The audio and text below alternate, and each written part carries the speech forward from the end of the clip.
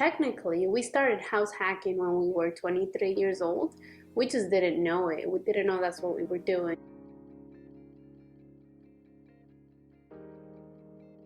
So this channel is going to be about my financial journey, trying to become financially independent with my husband and my kid in 10 years. So we plan to share this journey with you. I hope that you will join us. I'll be providing tips regarding real estate and also informing you on everything that we are going to be doing in order to become financially independent.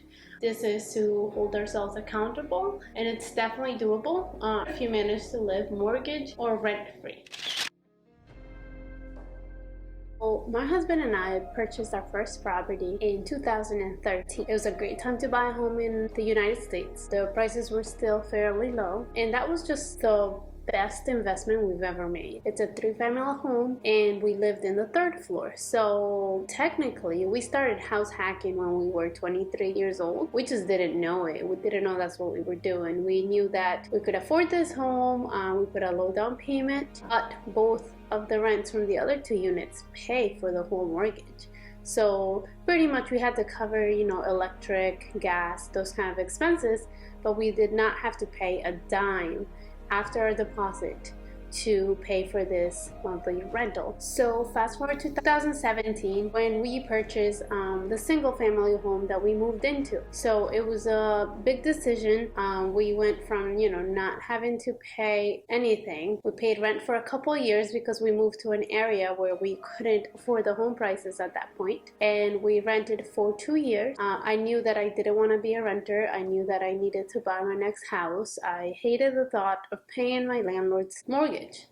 I saw how other people paid my mortgage, and I didn't want to do that for someone else. So as soon as we saved up enough money, we finally purchased our little 2-bedroom house off the main road, just a little house that nobody wanted. So we bought and started renovating it just because we didn't like the way it looked. So we did many little things. We fixed the patio up, we added a pergola, we updated the kitchen and bathrooms. In this time frame, I did become a realtor, so I learned what areas of the home are going to give you the best bang for your buck, and so those are the areas we concentrated on. And we were paying our mortgage just as we would be paying rent. It was lower than our rent, and we just lived in it, worked on it, and our family grew. We had a baby, and this 2-bedroom house just wasn't doing it for us anymore. So this year we put the house on the market. I'm very lucky because I am a realtor, so I get to save a little bit of money on realtor fees, and I get to know the market. I know how it is. So I put the house on the market, got way over asking price because 2021 for selling any home, it's absolutely incredible.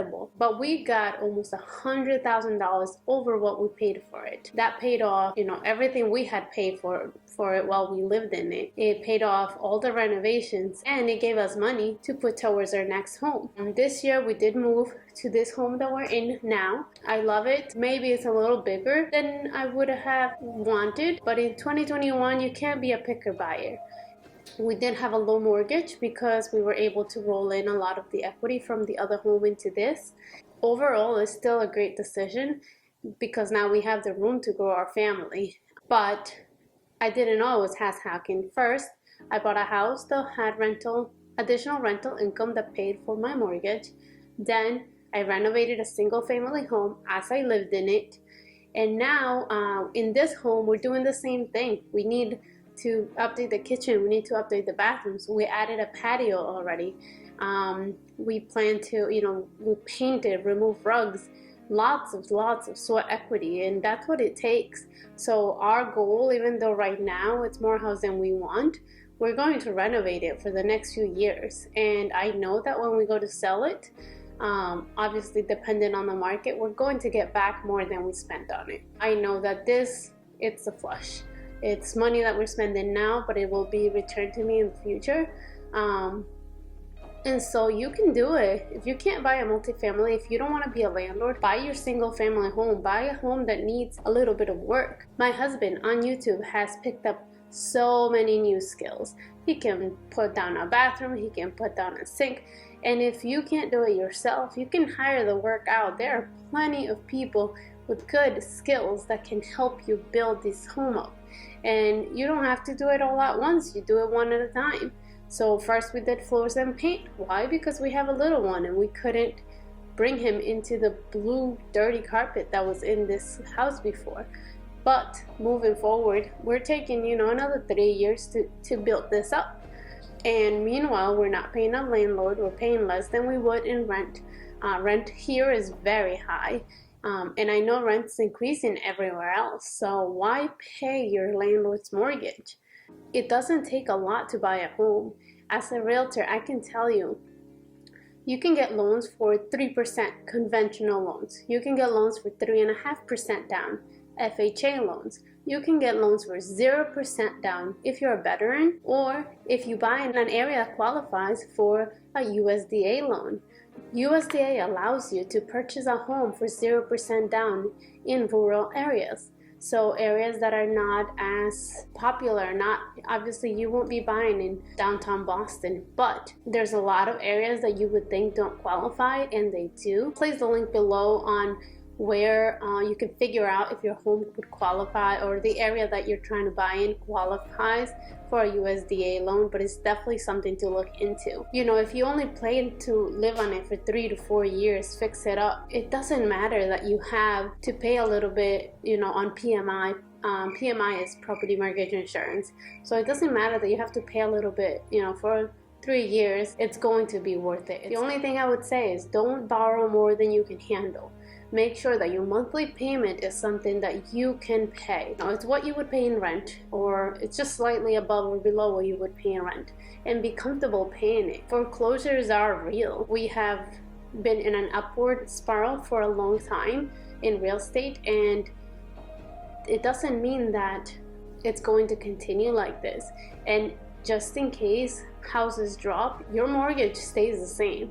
So as long as you know you can pay it and you can withstand the wave and wait for things to come back up, if they do go down, then you should be okay. You shouldn't have to foreclose on a home just because the property value went down. Doesn't matter. Just keep paying your monthly payment. Wait it out. Right now we are above what prices were back when they were at their highest. Don't be worried about whether the market goes down or whether the market's too high. I purchased in this market. Just buy a home that is not staged, buy a home that needs work, and be willing to put in the sweat equity. Other than buying a multifamily home, buying a single family home and renovating it, there are other ways to do it. You can flip homes. Flipping homes gives a large profit. It just takes a lot of work and a lot of communication with contractors and such. But the income from that can pay for your home. And then there's Airbnb. You can Airbnb a room. You can room share. Have someone pay for an extra room. If you're renting, as long as your landlord's okay with it, they might need to screen the person, but they might allow you to rent an extra room. Find a room. Find ways to have others pay for your rent or your mortgage. But I definitely think you need to start a plan on how to purchase your first home. It's the most important thing that you can do for your future.